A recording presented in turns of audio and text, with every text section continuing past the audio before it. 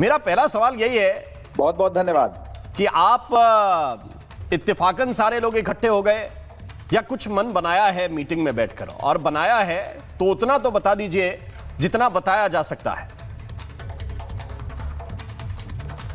नहीं देखिए, वो तो पाठक जी को अभी आपने खुद ही आपके चैनल ने बताया कि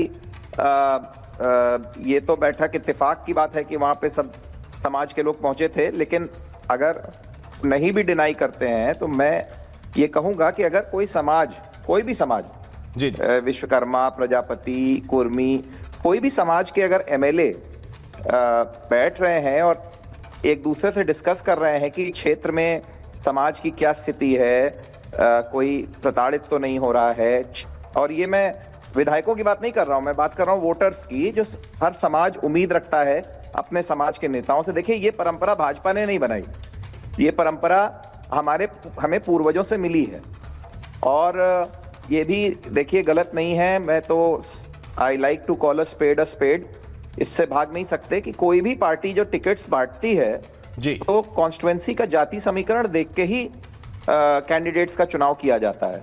ये देखिए, इसको मायावती के जमाने में सोशल इंजीनियरिंग कहते थे, और ये हर पार्टी करती है, नाम अलग दे सकती है।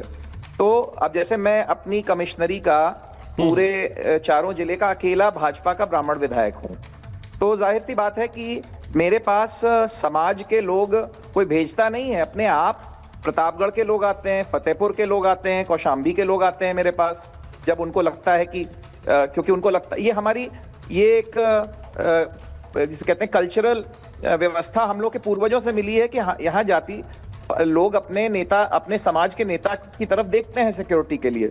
ठीक है, तो ऐसे में अगर कोई भी समाज के लोग इकट्ठा हो रहे हैं तो उसको प्रतिद्वंदता ना दी जाए, जैसे कि ये हुआ कि ठाकुरों ने किया तो ब्राह्मणों ने किया, या ब्राह्मणों ने किया तो अब कुर्मी करेंगे या विश्वकर्मा करेंगे, ऐसा कुछ नहीं है। हर समाज को हर्षवर्धन जी, देखिए आपने जो बात कही है, मैं ये नहीं कहता हूं कि किसी जनप्रतिनिधि को अपने लोगों को एड्रेस करने की बात नहीं है। ये भी सत्यता है कि जातियां देखकर जो जाति सबल होती है उनके लोगों को टिकट दिए जाते हैं, बांटे जाते हैं, इससे कोई पीछे नहीं हट सकता।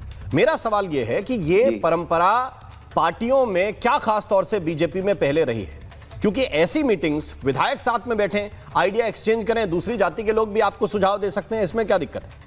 मैं ये कह रहा हूं कि ये जो पिछला कुटुंब परिवार हुआ या आपका ये सहभोज हुआ, इस सहभोज के पीछे कहीं मकसद क्या बगावत है? क्योंकि आपके प्रतिद्वंदी ये कह रहे हैं कि बीजेपी के अंदर ब्राह्मण नाराज हैं। शिवपाल यादव जी ने कहा कि हमारी पार्टी में आप लोगों का स्वागत है, हम सम्मान भी देंगे, टिकट भी देंगे।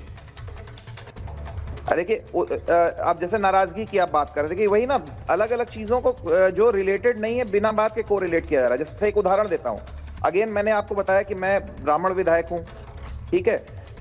मुझे परसों योगी आदित्यनाथ जी ने 1000 करोड़ का पुल दिया है गंगा नदी पे मेरी कॉन्स्टिट्यूएंसी में, जो उत्तर प्रदेश का सबसे लंबा पुल होने जा रहा है। आप इतिहास उठा के देख लीजिए, किसी भी जाति का देख लीजिए, आपको शायद 1000 करोड़ का पुल शायद इतिहास में किसी को नहीं दिया गया होगा।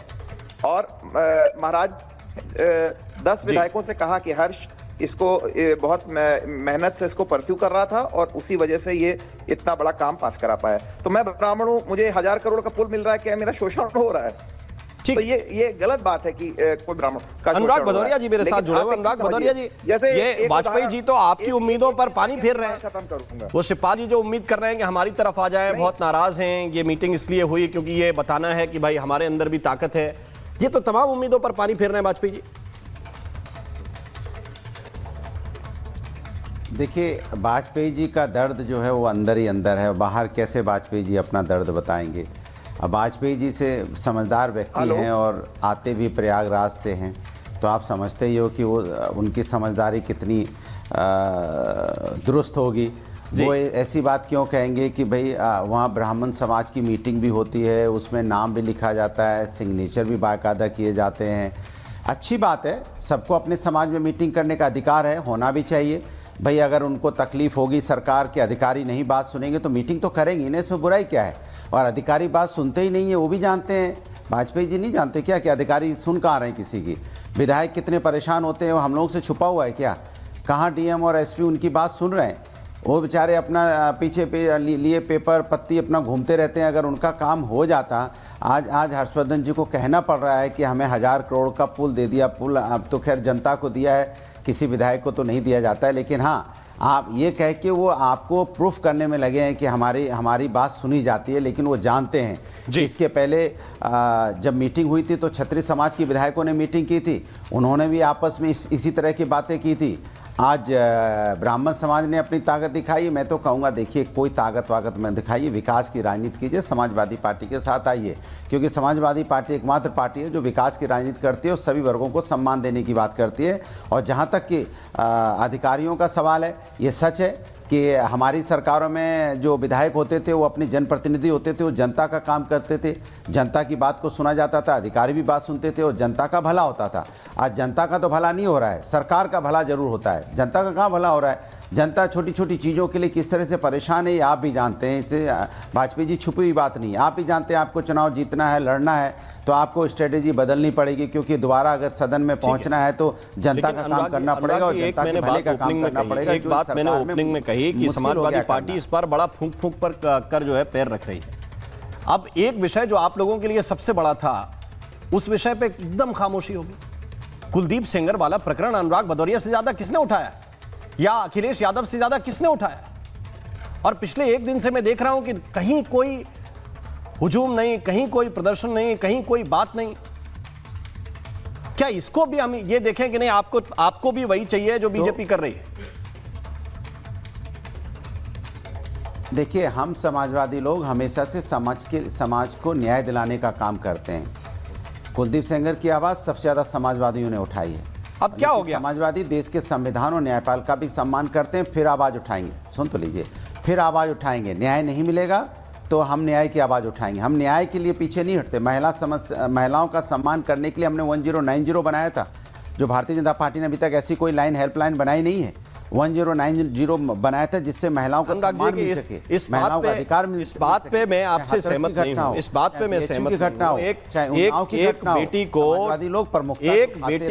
अपने 2 लोगों के साथ बैठने नहीं दिया गया इंडिया गेट के बाहर, और आप कह रहे हैं कि हम सम्मान करते, हम इसका सम्मान करते। किसका सम्मान करते हैं भाई?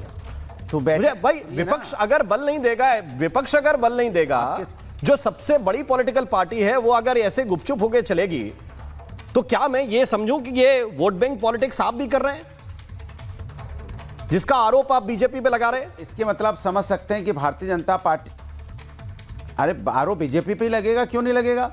बांग्लादेश में हिंदुओं पे अन्याय हो रहा है, सवाल हम बीजेपी से नहीं पूछेंगे तो किससे पूछेंगे? और बीजेपी वाली सवाल विपक्ष से पूछते हैं। कमाल है भाई, ये तो ये उल्टी गंगा बहने लगी आजकल। अरे सवाल तो हम सत्ता से ही पूछेंगे ना। देखिए, सबको अपनी तरफ का चुभता हुआ सवाल बुरा लगता है, सबको अपनी तरफ का चुभता हुआ सवाल बुरा लगता है। अनुराग भदौरिया, सबको बुरा लगता है। सुन, नहीं, सबको बुरा लगता है।